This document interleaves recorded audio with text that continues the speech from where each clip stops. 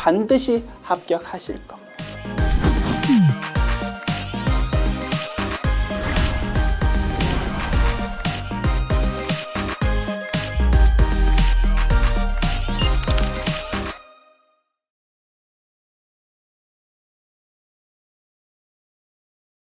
안녕하세요. 전산 세무 1급 제100회 기출문제 실기편 보겠습니다. 회사 이름은 홍도전기 주식회사입니다. 출발합시다. 문제 1번 전표 입력 문제입니다. 1번 문항 1월 25일 당사가 개발 중인 신제품이 올해 9월 말에 개발 완료될 예정이었는데요. 경쟁력 미비로 신제품 개발을 중단하기로 했답니다. 해당 제품 개발과 관련해서 개발비라는 무형자산 계정 과목에 2천만 원이 이렇게 기록이 되어 있는 상태입니다. 이미 개발 활동에 2천만 원 투입되었다 이겁니다. 그 부분이 자산으로 기록되어 있는 상태입니다.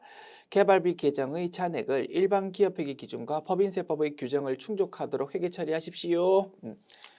프로젝트 진행 중에 있었는데 프로젝트 실패했다 이겁니다. 그러면 무형자산으로 기록되어 있던 자산이 이제 가치가 없어진 거다 그지? 그래서 그 부분에 대해서 손상차손을 인식해야 될 겁니다.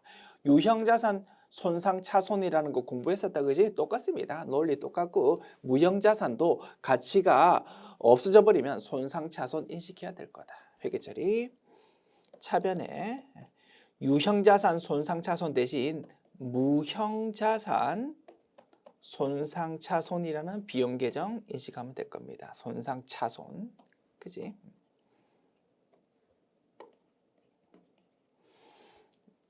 금액 2천만 원.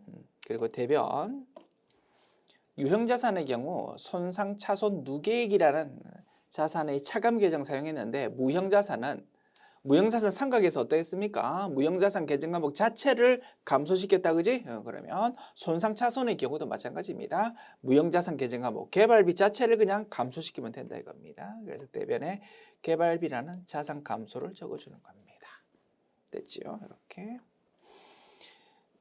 분석했고요. 요거 입력하면 되고요. 일반 전표 입력 메뉴 입력하면 되겠다 그지요? 일반 전표 입력 메뉴 1월 25일입니다. 자, 차변에 무형자산 손상차손 됐지요? 금액은 2천만 원. 그리고 대변 개발비라는 자산 계정 과목 자체를 감소시키면 될 겁니다. 됐지요? 입력 완료.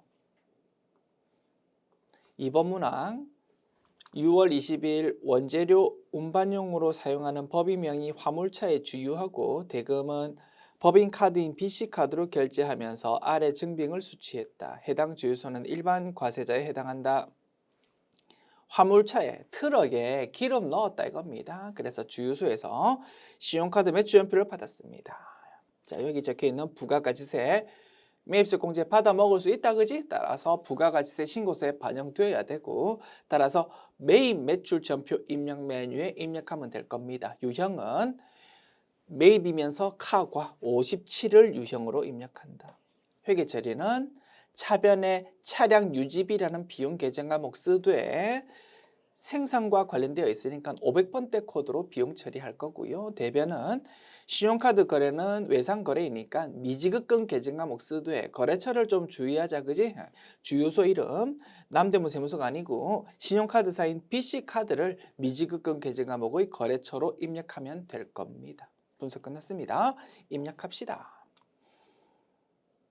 자, 메뉴 이름은 매입 매출 전표 입력이다. 날짜는 6월 20일이고요.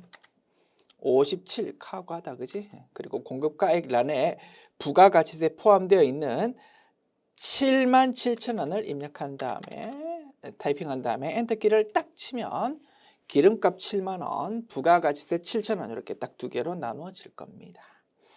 상단부 거래처는 주유소를 적는다 그지?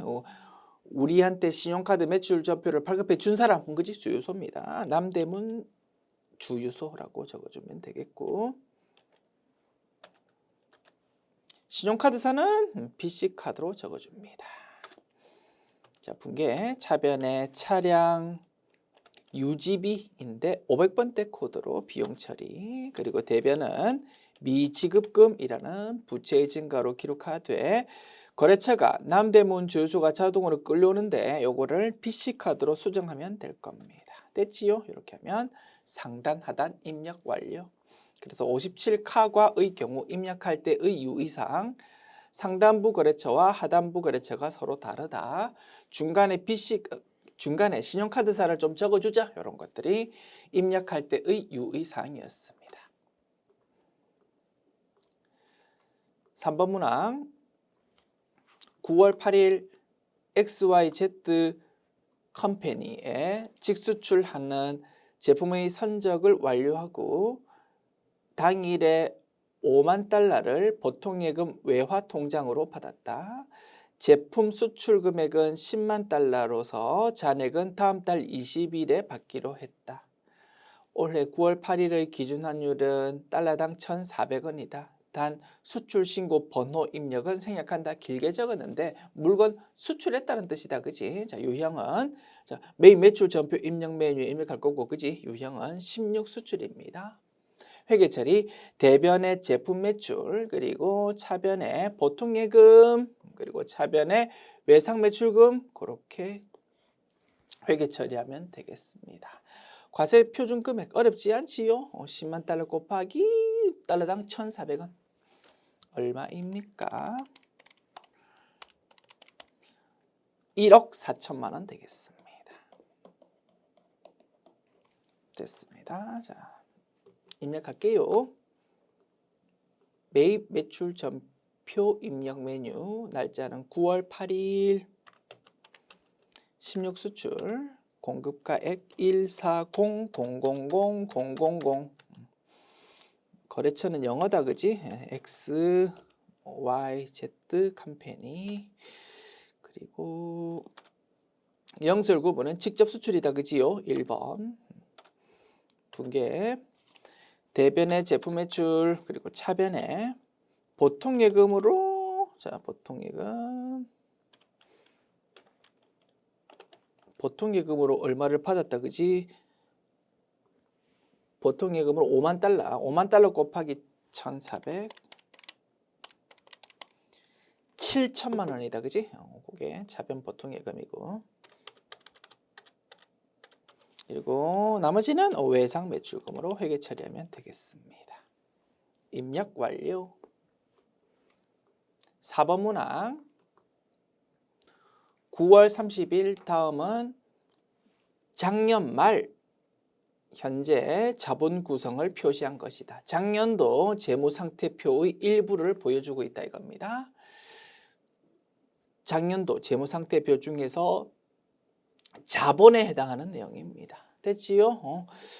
자, 그리고 올해 9월 30일에 보유하던 자기 주식 300주를 170만 원에 처분했습니다. 돈은 보통예금으로 받았습니다. 자, 올해 9월 30일의 자기 주식 처분 회계 처리를 한번 해보십시오 라는 문제입니다.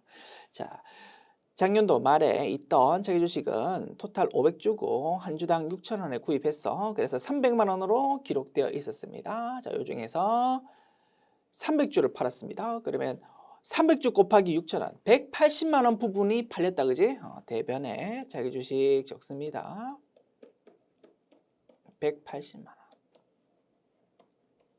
그리고 차변에 돈 들어오는 거 적습니다. 보통예금으로 돈 들어왔고 170만 원 돈 들어왔습니다.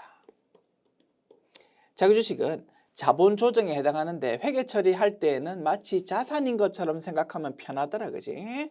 취득하면은 차변에 기록되고 처분하면 그게 이제 대변으로 적혀서 없어진다 이겁니다. 자, 그러면 180만 원으로 기록돼 있던 거를 170만 원에 팔았으니까 손해봤다. 그지? 10만 원만큼 손해봤고, 자기 주식 처분 손실이라고 적고 싶은데 주의해야 된다 이겁니다. 자기 주식 처분 이익, 자기 주식 처분 손실은 수익 비용이 아니고 자본 항목이기 때문에 나의 계정 과목을 기록하기 전에 나의 반대 포지션 계정 과목이 혹시 있는지 반드시 확인하자 이거지. 그지? 그래서 자기주식 처분 손실을 기록하고 싶은데 나의 반대 포지션 자기주식 처분 이익이 혹시 있는지 확인해 보아야 됩니다. 자기주식 처분 이익이 있다 그지? 100만 원이나 있네. 그러면 10만 원 이 부분은 뭘로? 자기주식 처분 손실이 아니고 이미 기록되어 있는 자기주식 처분 이익 중에서 100만 원 중에서 10만 원만큼을 없애는 그런 분계로 처리하자 이겁니다. 그래서 요 올해 9월 30일 분계에서는 자기주식 처분 손실이라는 것이 등장한다 안 한다? 안 한다가 결론입니다. 그지? 그래서 10만 원 차변 기록할 때 사용하는 계정 과목은 자기주식 처분 손실 아니야. 처분 이익이라는 것이 기록되는 것이다. 그지요? 그래서 자본 잉여금과 자본 조정 계정 과목에 서로 반대 포지션인 것이 있었다. 그지? 그때 나의 계정 과목 기록하기 전에 반대 포지션부터 없애야 되는 거. 그거를 알고 있니를 물어보는 문제다 이겁니다. 오케이? 이렇게 결론 도출했고 입력합니다. 일반 전표 입력 메뉴. 자. 위에 있는 낙서를 좀 지우고 아래쪽 결론값만 딱딱 컨닝하면서 입력하면 되겠네. 오케이. 일반 전표 입력 메뉴고요. 자, 날짜는 9월 30일입니다. 자, 대변에 자기 주식 180만 원. 차변에 보통 예금, 그지? 보통 예금 맞지? 170만 원. 그리고 차변에 자기주식 처분 손실 아니고 자기주식 처분 이익이라는 계정 과목으로 회계 처리해야 될 겁니다.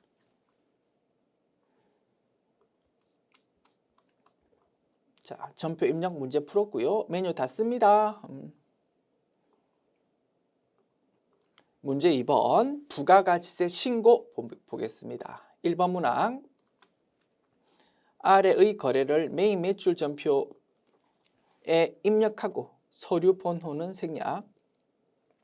1기 예정 신고 기간의 내국 신용장 구매 확인서 전자팔급 명세서라는 서식을 작성하세요. 됐지요? 메인 매출 전표 입력 메뉴 입력하고 요 이름 긴 요 서식 작성하고 두 가지 작업하면 되겠습니다. 제시되어 있는 전자세금 계산서 봅시다.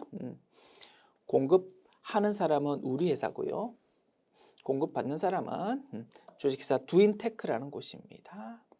세금 계산서 금액을 보니까 공급가액은 있는데 부가가치세는 0입니다. 0세율 세금 계산서구나. 그러다 보니까 내국신용장 구매확인서 전자발급 명세서라는 서식에 무언가를 기재해야 된다 이겁니다. 됐지요? 그리고 아래쪽에 구매 확인서가 제시되어 있습니다. 이 내용을 그 서식에다가 따박따박 입력하면 되겠구나. 됐습니다. 문제 자료 훑어보았고 이제 하나씩 보면서 입력하면 되겠다. 그지? 자, 먼저 메인 매출 전표 입력 메뉴 입력할게요. 다시 메인 매출 전표 입력 메뉴 엽니다. 날짜는 3월 15일이네. 유형 12영세다. 그지? 영세율 세금 계산서를 우리가 발급했으니까. 자, 품목란에 가전이라고 적혀있다. 그지? 적어줍시다.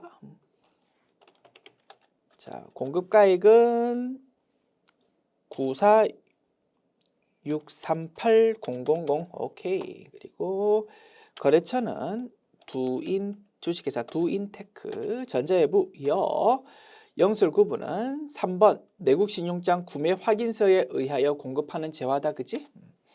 그리고 서류번호는 생략하라고 했습니다.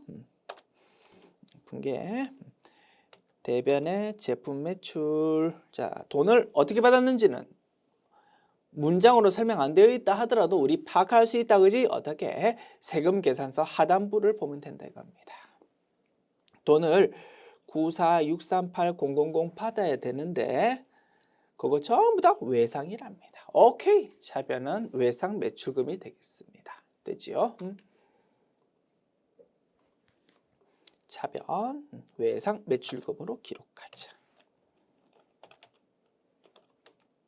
됐습니까? 이렇게 하면 메인 매출 전표 입력 메뉴 작업은 완료. 자, 이제 내국시용장 구매 확인서 전자 발급 명세서라는 이름 긴 서식 작업합시다. 오케이.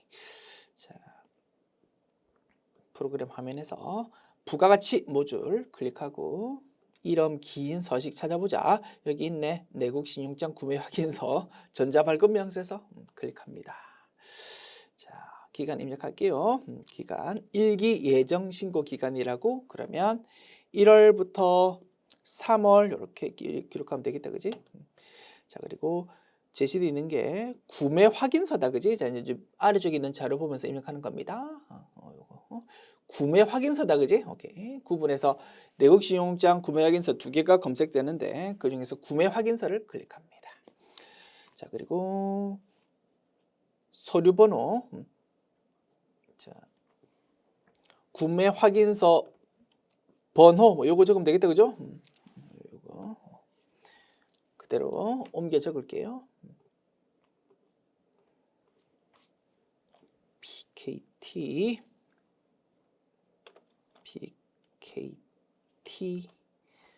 2021 0315 0011 됐습니다. 그지? 자, 그리고 발급일은 서식 하단부에 있을 겁니다. 언제 발급되었는지 확인 일자라고 되어 있네, 그지? 요게 발급 일자입니다. 3월 28일.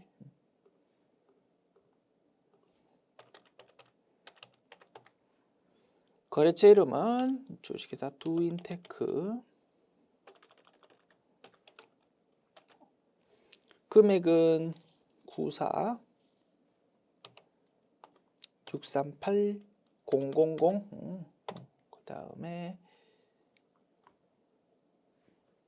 전표 일자. 자, 전표 일자를 입력하고 싶은데 활성화되지 않는다, 그지?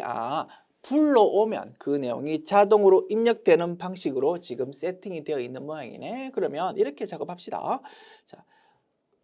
자, 하단부에 커서 일단 위치시킨 다음에 불러오기 버튼 한번 클릭해 본다 이겁니다. 그지? 그리고 요 보조창 내용 확인하고 확인 버튼 눌러봅니다. 그러면 기존 자료 삭제하고 전표 자료를 새로 불러오시겠습니까? 라고 묻고 있다, 그지? 할 수 없다. 이해라고 클릭해 볼게요. 자, 그러면 조금 전에 우리 메인 매출 전표 입력 메뉴에 입력했던 요 내용이 그지? 자동으로 싹 불러와진다 이겁니다.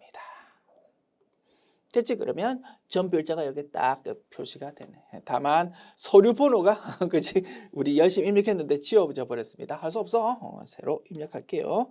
자, PKT 2021 0315 0011 그리고 발급일 다시 적을게. 2021 0328 됐습니다. 그래서 불러오기 기능을 처음부터 사용했다면 조금 불필요한 시행착오가 없었을 건데 그렇지 못했다, 그지? 할 수 없어. 아쉽지만 조금 시간 낭비했다 이겁니다. 오케이, 이렇게 하면 자, 요 서식도 작업이 끝났고요. 메뉴 저장하고 닫습니다. 저장할까요? 예. 그리고 메인 매출 전표 입력 메뉴도 닫아버립시다. 오케이. 자, 그 다음에 2번 문항 보겠습니다. 아래 자료를 이용해서 올해 2기 확정 신고 기간의 부가가치세 신고서를 작성하세요. 다만 모두 10월부터 12월에 발생한 거래로 가정하고 전표 입력 및 과세표준 명세 작성은 생략한다 라고 되어 있습니다. 부가세 신고서 작성 문제고요. 그러면 메뉴 열어가지고 자료 보면서 바로바로 입력하는 식으로 작업하겠습니다. 자, 부가가치세 신고서 메뉴 열고 2기 확정입니다. 10월부터 12월. 자, 먼저 수출 내역입니다. 직수출 5억 원. 오케이. 요거 영세면서 기타다, 그지? 6번 라인 적습니다. 500 000 000 그 다음 국내 거래 5천만 원 구매 확인서 발급했답니다. 영세율인데 영세율 세금계산서가 발급되는 거래다. 구매 확인서 발급일은 1월 20일에 발급되었습니다. 영세율. 자, 올해 10월부터 12월의 거래인데 900에서 발급이 그 다음 연도 1월 20일에 발급되었답니다. 영세율 적용된다 이겁니다. 그 다음 연도 1월 25일까지만 발급되면 된다. 그지? 오케이. 그래서 영세율 적용된다가 결론이고요. 요 내용은 영세면서 세금 계산서 발급분 5번 라인에 기재해야 될 겁니다. 됐지요? 그 다음 국내 할부 판매 제품 인도를 10월 1일에 인도했습니다. 올해 10월 1일에 인도했어. 물건은 요때 넘겨줬는데 10월 1일에 돈은 10월 1일에 물건값으로 분석합니다. 물건값으로 따질 때 500만 원은 10월 1일에 받고 500만 원은 그 다음 연도 6월 30일에 받고 나머지 500만 원은 그 다음 연도 11월 1일에 이렇게 받는 할부 거래더라 이겁니다. 그치? 물건 먼저 넘겨주고 돈은 그 이후에 따박따박 나누어서 돈 받는 거래. 할부 거래라고 부르고 물건 넘겨주는 날부터 맨 마지막 돈 받는 날까지 기간을 살펴보니까 1년이 넘어간다 이겁니다. 이러한 거래를 뭐라고 부릅니까? 장기 할부 판매라고 부릅니다. 장기 할부 판매.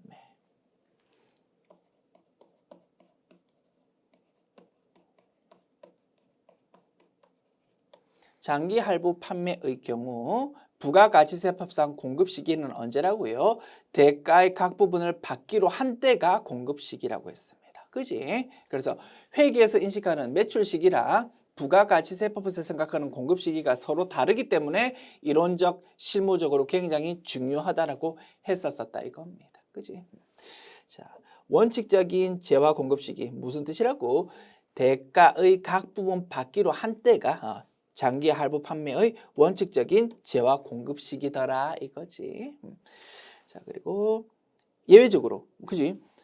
회계상 매출 인식 시기랑 일치시키기 위해서 물건 넘겨주는 날 모든 금액에 대해서 세금 계산서 발급하더라도 그거 세법에서 인정한다라는 예외적인 규정도 있기는 있었다 이겁니다. 그지? 그래서 원칙적인이라는 단어가 지금 기재되어 있는 겁니다. 그래서 원칙적 부가가치세법상 공급 시기는 언제라고? 대가의 각 부분 받기로 한 때가 공급 시기고, 그래서 세금 계산서를 원칙적으로 3장으로 나눠서 끊어야 된다 이겁니다. 그래서 10월 1일에는 얼마를 물건값 500만 원 이 부분만 세금 계산서 끊는 게 원칙이다 이거지. 이렇게 원칙적으로 세금 계산서 발급했답니다. 그러면 이 부분 우리가 세금 계산서 발급한 거니까 1번 라인에 반영돼야 되고 금액은 전 밥한 1,500만 원 이런 거 아니야. 500만 원 이 부분만 반영되어야 된다가 결론입니다. 무슨 뜻인지 아시겠지요?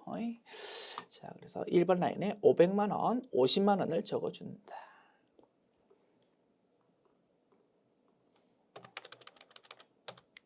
됐습니다.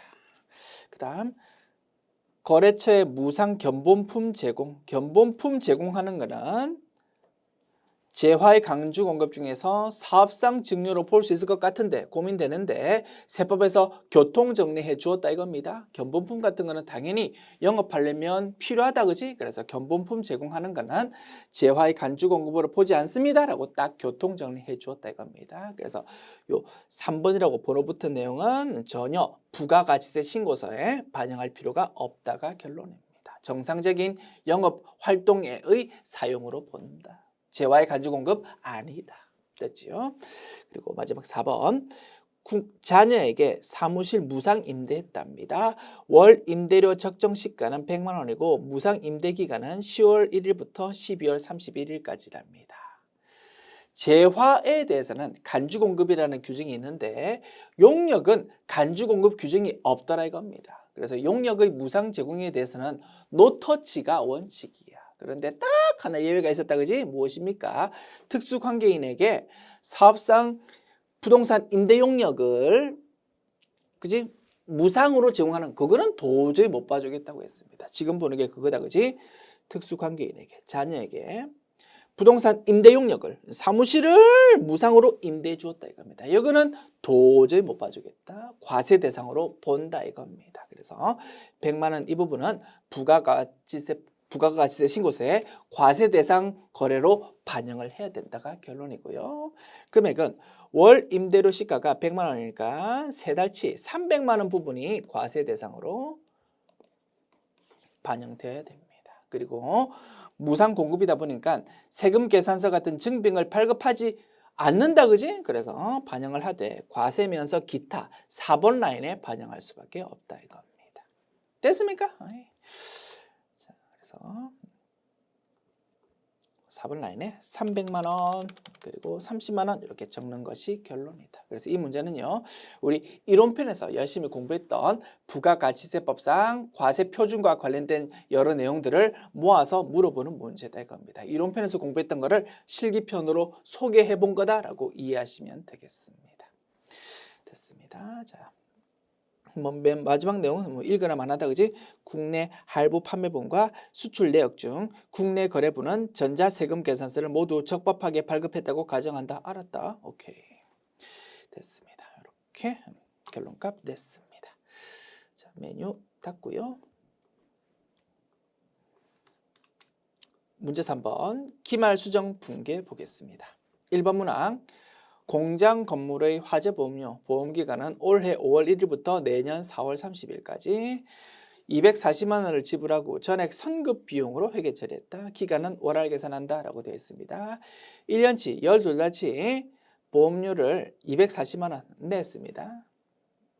그럼 한 달에 얼마입니까? 보험료가 20만 원이다, 그지?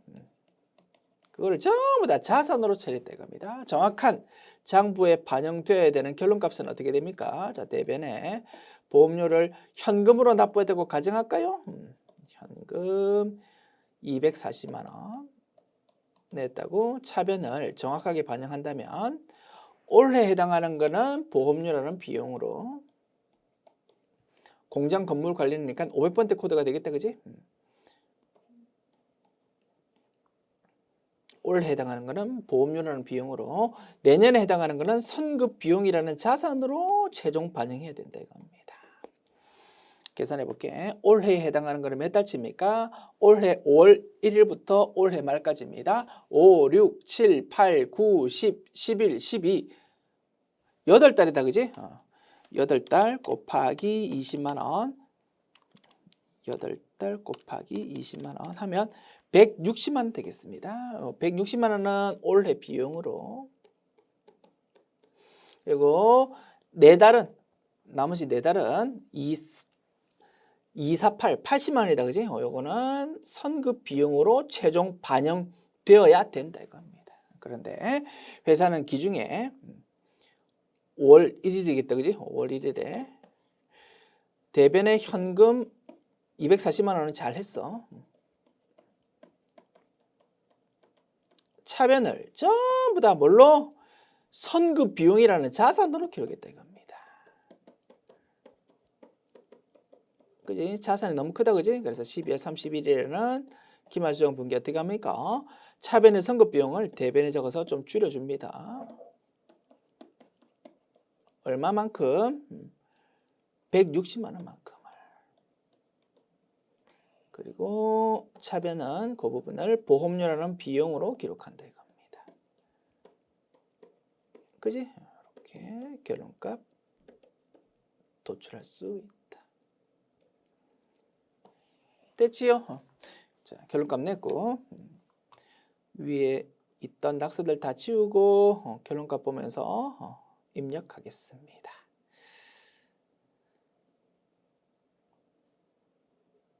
자, 수동 결산이다, 그지? 일반 전표 입력 메뉴 열고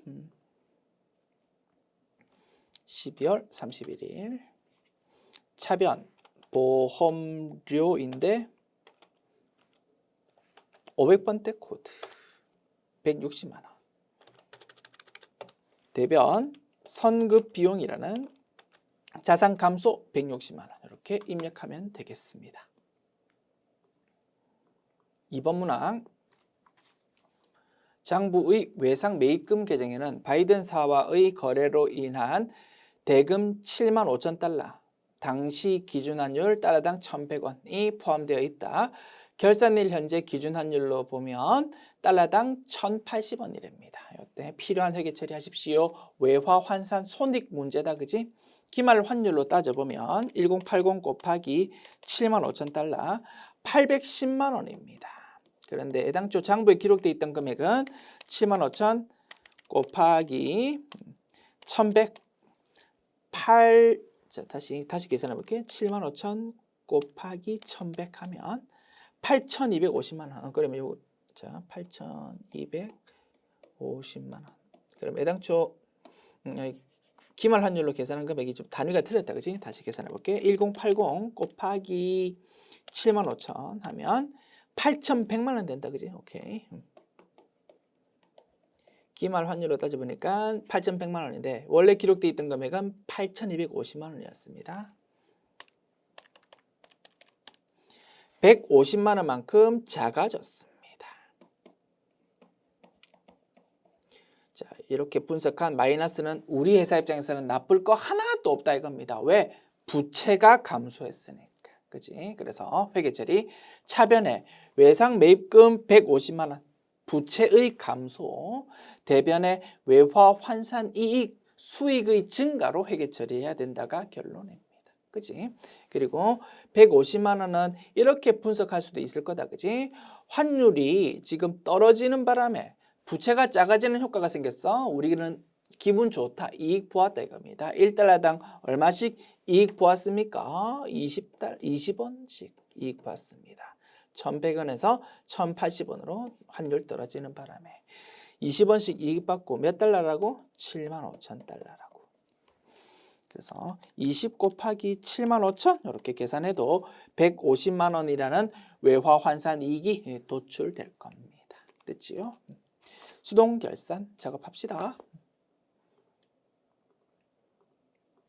차변에 외상 매입금이라는 부채의 감소. 거래처는 영어다, 그지? 자, 거래처 영어 바이든 금액은 150만 원. 그리고 대변은 외화 환산 이익이라는 수익의 증가가 기록될 것이다. 됐습니다. 3번 문항. 당사는 올해 7월 1일 영업관리용 시설장치 한 대를 4천만 원에 신규 취득했고 해당 시설장치 취득과 관련해서 국고보조금 2천만 원을 수령했다. 해당 시설장치에 대한 감가상각비를 계상하십시오. 단 시설장치 감가상각 방법은 정액법, 내용연수 5년, 잔존가치 없고 월할 상각한다. 음수로 입력하지 말 것이라고 되어 있습니다. 감가상각비 인식을 해야 되는데 국고보조금을 받은 상태다 이겁니다. 우리 열심히 연습했던 내용이다, 그지? 자, 큰 그림으로 일단 분석합니다. 자, 4천만 원 주고 시설장치 구입했습니다. 그런데 2천만 원을 날에서 돈 받은 상태다 이겁니다. 그러면 4천만 원을 취득원가로 기록하고 그 아래쪽에 차감 계정 과목인 국고보조금으로 2천만 원 기록해 준다. 그래서 순액으로 보면 2천만 원이라는 금액에서 출발한다 이겁니다. 요거를 5년 동안 정액법으로 감가상각할 겁니다. 그러면 1년에 자 2천만 원으로 보면 장부 금액인 2천만 원으로 보면 2천만 원 나누기 5 1년에 400만 원씩 가치가 감소될 거다 이겁니다. 자, 그런데 올해 1월 1일이 아니고 올해 7월 1일에 구입했어. 그러면 X 1년도 12월 31일 후의 장부 금액은 얼마가 돼야 됩니까? 2천만 원에서 400만 원이 아니고 200만 원만 차감된 1,800만 원이 되어야 될 거다 이겁니다. 그치? 200만 원만 가치가 감소해야 된다. 왜? 6개월치만 감가상각비 인식하는 거니까. 자, 여기서 이제 하나씩 금액 메꾸어 봅니다. 취득원가 4천만 원은 그대로다, 그지? 그러면 4천만 원에서 얼마를 빼야 1,800만 원이 됩니까? 자, 칸수가 부족하네. 자, 미안해요. 자, 그러면 2천만 원을 조금 밑에 쪽에 적을게. 자, 원래 출발점은 이렇게 2천만 원에서 출발하는 거야. 그리고 1년이 지나면 200만 원 감소된 1,800만 원이 될 거야. 장부 금액이. 자, 그러면 미안해. 이것도 좀 위치 좀 이동할게. 2천만 원을 이렇게 한 칸 아래로. 됐지요?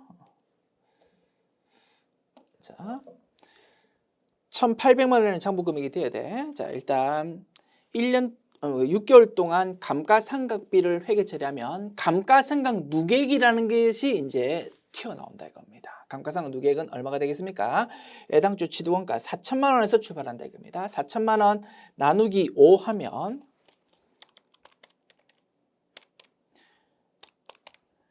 800만 원 되는데 6달치만 계산해야 되니까 400만 원만큼이 감가상각 누계액이 된다 이겁니다.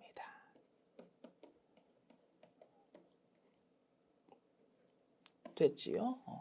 그리고 이제 중간값을 한가 채우면 1,800만 원이 되어야 된답니다. 자, 4천만 원에서 400만 원 빼면 3,600만 원이고 여기서 무언가를 빼면 1,800만 원 돼야 되는데 그러면 중간에 공란으로 표시한 요금액이 얼마가 되어야 되냐면 1,800만 원이 되어야 된다 이겁니다. 국고보조금이 애당초 취득할 때는 2천만 원에서 출발하는데 12월 31일에는 얼마가 돼야 된다고? 1,800만 원이 되어야 된다 이겁니다. 됐지요? 자, 그러면 이제 중간값을 얼마가 변동되었는지를 이제 분석해 보는 겁니다. 2천만 원에서 1,800만 원으로 200만 원만큼 가치가 감소되어야 돼. 됐지요? 4천만 원 취득원가는 그대로 있어. 감가상각 누계액이 400만 원 이렇게 차감 계정이 생겼다 이겁니다. 자, 그리고 취득원가의 차감 계정인 국고보조금이라는 게 원래는 2천만 원이었는데 12월 31일에는 1,800만 원으로 작아졌어. 차감 계정이 작아진다고? 그러면 플러스 된다라고 볼 수 있다 이겁니다. 자산이 플러스 된다라고 이해할 수 있다 그지? 그래서 감가상각 누계액 때문에 자산 총액이 400만 원만큼 작아진다. 슬퍼할 필요 없다. 국고보조금이 작아지기 때문에 자산 총액으로 보면 플러스 되는 효과가 200만 원이 있어. 그러다 보니까 총액으로 보면 순액으로 보면 200만 원만큼이 작아지는 효과가 있다 이겁니다. 그래서 장부금액이 원래는 2천만 원인데 1,800만 원으로 이렇게 200만 원만 작아지게 된다가 결론이지. 그리고 올해 말의 감가상각비 회계 처리는 이 부분을 회계 처리하는 것입니다. 그지? 자, 이제 분계 기록할게요. 자, 분계를 공간 아껴가지고 기록합니다. 자, 분계. 먼저 감가상각 누계액 부분 회계 처리합니다. 우리가 알고 있는 대로 회계 처리하는 거다. 차변에 감가상각비. 자, 여기 적으면 또 입력할 때 또 막 헷갈리겠네. 조금 위에 적을게. 자, 차변에 감가상각비. 비용 증가다, 그지? 얼마? 400만 원. 그리고 대변은 감가상각 누계액이지, 그지? 여기서 끝나면 안 돼. 감가상각비가 400만 원 기록되는 게 아니고 200만 원만 기록돼야 된다고. 그래서 감가상각비를 줄여주는 대변 회계 처리가 필요하다 이겁니다. 얼마만큼? 200만 원만큼. 그래서 감가상각비라는 비용은 결국 400만 원 아니고 200만 원이 되는 겁니다. 400만 원에서 200만 원 차감되니까. 그지? 그리고 차변은 애당초 자산 차감 계정으로 기록했던 국고보조금이 작아지는 겁니다. 자산 차감이 작아지니까 자산 총액으로 따지면 자산 총액이 증가하는 거다, 그지? 그래서 자산과 관련된 계정 과목인 국고보조금이 차변으로 기록되는 거다 이겁니다.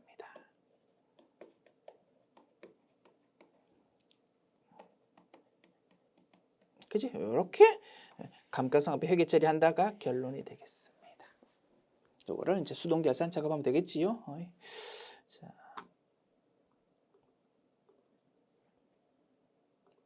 차변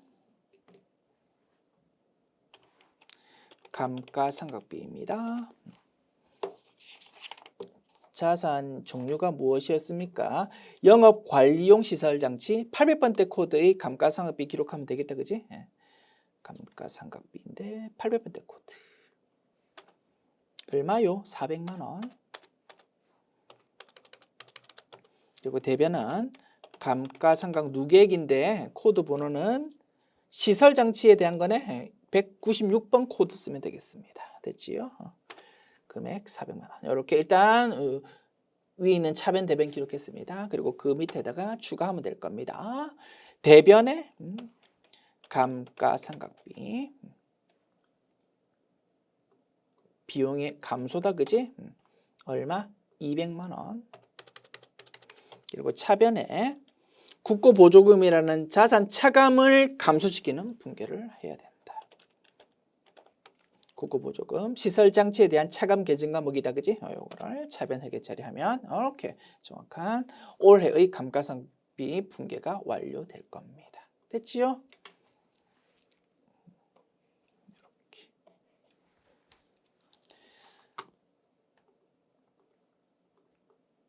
(4번) 문항 재고자산 실지 조사 결과 기말 재고 내역은 다음과 같으며 한 주 상사와 위수탁 판매 계약을 맺고 단기에 발송한 제품 중 수탁자가 아직 판매하지 않은 제품 150만 원은 실지 재고 조사 결과 포함되어 있지 않다라고 되어 있습니다.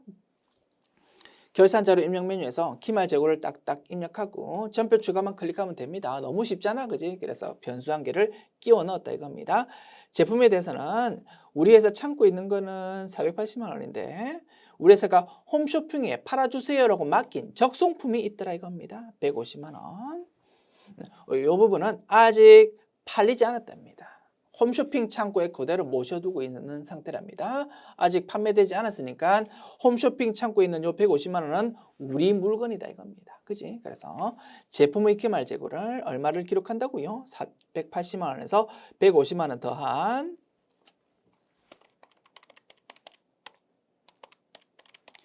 630만 원으로 입력해야 될 거다 이겁니다. 됐지요? 자, 작업합니다. 자동 결산. 결산자료 입력 메뉴 열어서 기간 1월부터 12월 입력하고, 자, 원재료 재고는 300만 원, 저금품 재고는 500만 원,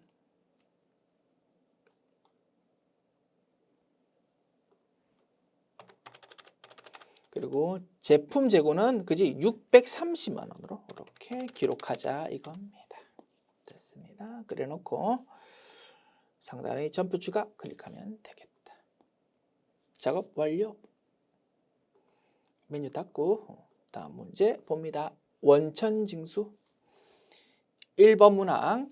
다음은 7월분 사업소득 지급 내역이다. 아래 자료를 이용해서 사업소득자 등록 및 사업소득 자료 입력을 하십시오. 한편 사업소득자는 모두 내국인 및 거주자이며 주어진 주민등록번호는 모두 옳은 것으로 가정한다. 됐죠? 두 사람한테 사업소득 지급한 게 있습니다. 그 부분을 입력하자. 자, 원천징수 모듈 클릭하고 사업소득자 등록 메뉴 엽니다. 자, 두 사람 입력합니다. 먼저 코드번호 101 김수연. 자, 소득구분 검색창 띄워서 뭘 찾는다고요? 1인 미디어 콘텐츠 창작자. 그지? 1인 미디어 콘텐츠 창작자 있다. 그지? 요거 끌고 옵니다. 내국인이고요. 주민등록번호 850505245574 그리고 거주자고 됐습니다. 요 정도 입력하면 되겠고, 그 다음에 102 한소희. 자, 이번에는 검색 띄워서 모델이라고 검색합니다. 됐지요? 내국인 주민등록번호가 89010224156557 그리고 거주자구. 오케이. 요 정도 입력하면 되겠습니다. 두 사람 등록했고요. 자, 그다음 메뉴 사업소득 자료 입력이라는 메뉴입니다. 자, 두 사람에 대해서 이제 인적사항 입력했으니까 이제 돈 주는 거를 입력하면 되겠다. 그죠? 자, 먼저 지급일 7월 31일입니다. 7월 31일. 자, F2 버튼 눌러서 김수연 불러옵니다. 쫙 불러왔고, 자, 하단부 입력합니다. 2021 7월이 기속이겠지. 그리고 지급 날짜는 이렇게 상단에 있는 거 불러와지고, 지급액은 250만 원 됐습니다. 그러면 3%라는 소득세 원천 징수세율이 이렇게 딱 자동으로 표시되고 금액 쭈르륵 표시됩니다. 그 다음 이번에는 두 번째 내용입니다. 지급일이 조금 다르네. 새로 입력합시다. 7월 25일. 7월 25일. 자, F2 버튼 눌러서 한소희 불러옵니다. 자, 아래쪽에 2021 7월. 귀속월에 대해서는 별도 언급이 없으니까 지급 연월일하고 동일하게 입력하면 될 거다. 그지? 자, 지급액은 300만 원입니다. 그러면 마찬가지 3%라는 소득세 원천 징수세율 표시되고 이제 그 이후 내용 자동으로 짜라락 표시됩니다. 이렇게 하면 작업 완료. 메뉴 닫습니다. 메뉴 닫고 마지막 2번 문항 봅니다. 다음 자료를 이용하여 종업원 금나라를 사원 등록하고 4번 102번 3월분 급여 자료를 입력하시오. 두 가지 작업합니다. 사원 등록 그리고 급여 자료 입력. 다만 사원 등록상의 부양가족 명세를 금나라의 세부담이 최소화되도록 입력하고 수당공제 등록 시 사용하지 않는 항목은 부로 표시하십시오. 됐습니다. 자, 급여 자료 나와 있습니다. 3월분 급여 자료. 급여 지급일은 3월 31일. 자, 추가 자료 읽어볼게요. 홍도전기 주식회사는 근로자 5인 이상 10인 미만의 소규모 사업장이다. 금나라는 여태까지 실업 상태였다가 홍도전기 주식회사에 생애 최초로 입사한 것으로 국민연금 등의 사회보험에 신규 가입하는 자이며 본인 명의의 재산은 전혀 없다. 금나라의 올해 월 평균 급여는 위에서 제시된 급여와 정확히 같고 위의 근로소득 외 어떤 다른 소득도 없다고 가정한다. 구구절절 무언가 내용을 적고 있네요. 그리고 그 다음 내용에 두루누리 사회보험 여부 및 적용률 80%를 반드시 표시하십시오 라고 되어 있습니다. 실무에서 여러분 취업한 다음에 실무에서 공부하게 될 두루누리 사회보험 지원 제도에 대해서 한번 문제를 소개해 보았다 이겁니다. 어떻게 하면 됩니까? 우리가 알고 있는 지식 범위 내에서 열심히 세법 관련 내용을 작업하고 이 부분은 사회보장제도, 즉 4대 보험과 관련된 부분이거든요. 요구하고 있는 대로 그냥 열심히 작업하고 다음 문제로 넘어가면 된다 이겁니다. 됐죠? 실무에서 배우는 내용을 한번 문제로 소개한 거다. 자, 간략하게 소개해 드릴게요. 국가정책으로 두루누리 사회보험 지원 제도라는 것이 있답니다. 적어볼게. 두루누리 사회보험료 지원 제도. 요건이 이렇답니다. 회사 규모가 작아야 된대. 10인 미만 규모. 그리고 종업원도 돈을 월급을 작게 받아야 된답니다. 그래서 그 요건 해마다 기준금액이 바뀌는데요. 2021년 기준으로 보면 월 평균급여, 여기서 말하는 월 평균급여는 소득세법상 과세소득을 말한답니다. 즉 받는 돈에서 비과세는 빼자 이겁니다. 그 금액이 220만 원 미만이어야 된답니다. 자, 기본급 식대, 자가운전 보조금, 육아수당 있는데 뒤에 있는 항목은 비과세잖아, 그지? 그래서 과세 항목으로 따지면 220만 원 미만일 것 같다 이겁니다. 그리고 그 종업은 재산이 많으면 안 된답니다. 6억 이상이면 안 돼. 그리고 전년도 종합소득 3,800만 원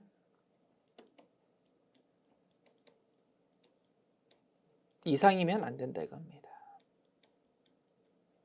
요건 까다롭다 그지? 그런데 이런 요건을 외우는 게 아닙니다. 우리가 실무 가가지고 4대 보험 신고할 거거든요. 4대 보험 신고할 때 딱 안내가 나타납니다. 이럴 경우는 나라에서 사회보험료 중에서 국민연금이랑 밑에 적어볼까? 국민연금이랑 고용보험료. 사실은 사회보험료가 여러 개 있다 그지? 뭐 건강보험료도 있고 그런데 건강보험료 이런 거는 적용 안 돼. 국민연금이랑 고용보험료에 대해서 80%까지 80%를 깎아준다 이겁니다. 자, 나라에서 시행하는 이런 제도 있으니까 요거 한번 확인해 보십시오라고 이렇게 안내가 나타납니다. 그 안내 보면서 그 요건 따져보면 된다 이겁니다. 실무에서 구구절절 요건을 외우는 건 아니야. 그런데 그게 이제 시험에서 출제된 겁니다. 그래서 열심히 설명하고 있거든요. 무슨 내용이라고? 요 요건 충족한다 이겁니다. 됐지요? 그래서 요 사람 사원 등록할 때 맨 오른쪽에 있는 추가 정보라는 탭은 무엇입니까? 짜잘한 내용들 그지? 뭐 아주 뭐 세법의 구석진 내용이라든가 이런 4대 보험료 관련 제도들에 대해서 뭔가 체크하는 내용이다 이겁니다. 그런 추가사항 탭에 요 좀 작업해 달랍니다. 두루누리 사회보험 여부 된다 여 그리고 적용률 80%라고 표시되거든요. 그거를 좀 체크해 달랍니다. 그 뜻입니다. 그 다음에 건강보험료 경감이라는 기본값 부라고 그냥 체크해 달래. 됐지요? 그 다음에 회사는 구내식당에서 점심 식사 현물을 지원한답니다. 밥도 주고 돈도 준답니다. 그러면 돈 주는 거 이거 식대는 과세다 이겁니다. 됐지요? 그 다음에 자가운전 보조금은 직원 개인 소유 차량을 업무 목적으로 사용하는 것에 대한 지원금으로 시내 출장 등에 소요된 경비는 따로 청산하지 않는다. 이거 뭡니까? 비과세권 충족한다 이겁니다. 그리고 육아수당도 비과세권 충족합니다. 밑에 부양가족 명세에 자녀, 작년도 출생한 자녀가 제시되어 있거든요. 6세 이하 자녀가 있으니까 비과세권 충족한다 이겁니다. 이렇게 과세 비과세 여부 판단해 보았습니다. 됐죠? 별거 아닙니다. 우리가 알고 있는 내용대로 작업하면 되는데 좀 특이한 게 있다면 실무에서 적용하는 두루누리 사회보험료에 대한 그 작업을 좀 추가하십시오가 조금 특이한 문제다. 됐지요? 자, 낙수 좀 지우고 이제 진행할게요. 밑에 내용. 자, 웬만큼 다 읽었고 밑에 뭐라고 되어 있습니까? 국민연금, 건강보험, 장기요양보험, 고용보험, 소득세, 지방소득세는 프로그램에서 자동으로 계산되니까 그 금액을 그냥 그대로 적용하십시오 라고 제시하고 있습니다. 그 다음에 소득세 적용률이라는 기본 세팅값 100% 그대로 놔두시면 됩니다 라고 제시했네요. 됐지요? 그 다음에 부양가족 명세가 나와 있습니다. 자, 인적 공제 대상에 해당하지 않는 경우 부양가족 명세를 아예 입력하지 마십시오 라고 약간 특이하게 요구하고 있다 그지? 일반적으로는 제시되어 있는 부양가족 다 입력한 다음에 기본공제란을 부라고 체크하는 게 일반적인데 그지? 여기서는 아예 입력하지 말라고 했습니다. 시키는 대로 합니다. 자, 본인 입력하면 되겠고요. 배우자가 있습니다. 3월 달에 부동산 양도소득 금액이 5천만 원 발생했답니다. 기본공제 대상 안 된다 그지? 소득금의 요건 충족 못한다 그지? 그래서 이 사람은 입력을 아예 안 해야 된다 이겁니다. 배우자. 자, 자녀 김나철 작년 출생 요 자녀는 입력하면 되겠다 그지? 그래서 본인과 자녀 두 사람을 사원 등록 메뉴의 부양가족 명세 탭에다가 입력하면 되겠다. 그리고 본인은 여성입니다. 배우자가 있는 여성입니다. 종합소득 금액이 3천만 원 이하라면 부녀자 공제 가능합니다. 그지? 종합소득 금액 3천만 원 이하가 맞는지 확인할 수 있습니다. 위에 자료가 나와 있잖아. 자, 올해 1월 1일에 입사했거든요. 한 달에 받는 돈이 이렇습니다. 과세 대상급여는 요거다 그지? 210만 원. 210만 원. 12달 합해봤자 3천만 원 안 됩니다. 거기서 근로소득 공제를 빼면 이제 근로소득 금액이 나온다 그지? 근로소득 금액이 종합소득 금액이 될 거다 이겁니다. 당연히 3천만 원 이하겠다 이겁니다. 따라서 이 본인 금나라는 부녀자 공제 대상이 된다가 결론이 되겠습니다. 됐죠? 내용 파악 전부 해보았고요. 이제 입력 작업하면 됩니다. 다만 입력 작업하기 전에 자료 한 개만 추가할게요. 자, 이 문제는 특이하게도 공제 금액이 자동으로 프로그램에서 계산되는 금액을 그대로 쓴다라고 이렇게 제시되어 있거든요. 그러면 4대 보험에 대해서 공제 금액이 자동 계산되려면 사원 등록 메뉴의 기본 사항 탭에 보수 월액이 입력이 되어야 됩니다. 보수 월액에 대해서는 전혀 언급이 없다 그지? 보수 월액은 우리 시험 출제 범위 벗어난 내용이거든요. 어쨌든 시험 출제 범위 벗어난 내용이지만 어쨌든 문제 요구 사항에 좀 맞게 작업이 되려면 보수 월액이라는 것이 필요하다 이겁니다. 그래서 그 내용을 자료 추가해 줍시다. 교재 수록할 때는 자료 한 개 추가할게요. 자, 국민연금 예쁘게 쓸게. 국민연금 보수월액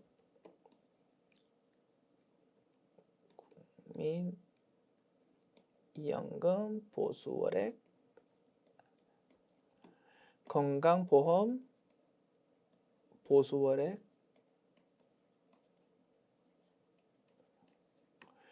그 다음에 고용보험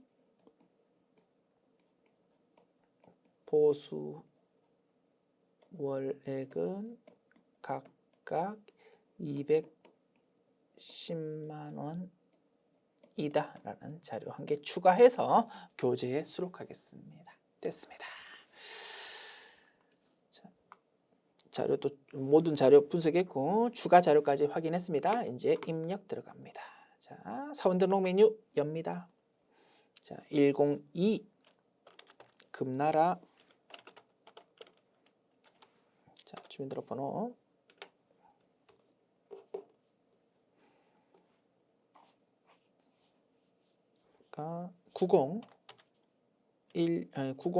0213 2234568 입사연월 2021 1월 1일 자, 국민연금 보수월액 2100000 건강보험 보수월액 2100000 그리고 고용보험 보수월액 2100000 그 다음에 자료 중에서 뭐 건강보험료 경감은 기본 세팅값 부라고 그대로 놔두십시오라고 했습니다. 건강보험료 경감이라는 란이 있거든요. 그냥 기본 세팅값 그대로 놔두면 된다 그 뜻이었네요. 자, 그다음 부양가족 명세 작업합니다. 금나라 본인에 대해서 부자자 공제 된다 그지? 그다음에 자녀 입력합니다. 김나철 20010435111111 오케이. 자, 20세 이하 체크하면 되겠고요. 자, 자녀이고 기본공제 대상자이지만 7세 이상이 아니니까 7세 이사 자녀세액 공제라는 공란으로 표시됩니다. 됐습니까? 자, 이렇게 부양가족 명세 작업했고 추가사항에서 이제 짜잘한 내용들 작업하는 겁니다. 소득세 적용률이라는 게 있습니다. 기본 세팅값 100% 그대로 놔두라라는 언급이 우리 문제 자료에서 잠깐 있었고요. 자, 이제 두루누리 사회보험 여부 요거를 이제 여라고 체크하자 이겁니다. 그 다음에 요 요건 충족하면 고용보험료랑 국민연금이라는 사회보험료를 80%만큼 깎아준다 이겁니다. 그래서 80%라는 요거를 딱 선택해 주는 거다. 됐습니까? 이렇게 작업하면 추가사항 작업도 완료 됐지요. 금날에 대해서 추가사항이라는 탭 작업도 완료 됐습니다. 자, 이제 급여자료 입력 들어갑니다. 3월급여고요. 3월 31일. 자, 금날에 대해서 자, 수강공제 버튼 눌러서 비과세 여부 체크합니다. 그러면 과세는 검정색, 비과세는 파란색으로 표시된다. 그지? 오케이. 기본급 200만 원. 자, 식대가 있는데 10만 원. 비과세 아니고 과세더라. 그지? 그래서 과세 항목을 새롭게 추가 등록해서 거기다가 입력합시다. 식대.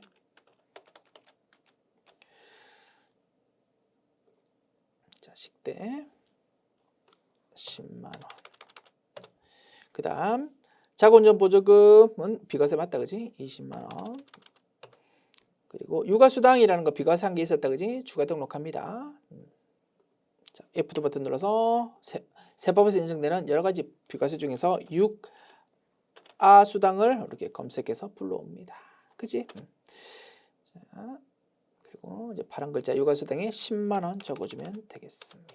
그러면 아래쪽 집계가 과세는 210만 원, 비과세 30만 원으로 집계됩니다. 비과세가 자가운전 보조금 20만 원, 육아수당 10만 원, 요거 두 개가 비과세로 집계, 나머지 두 개는 과세로 집계된다 이겁니다. 그지?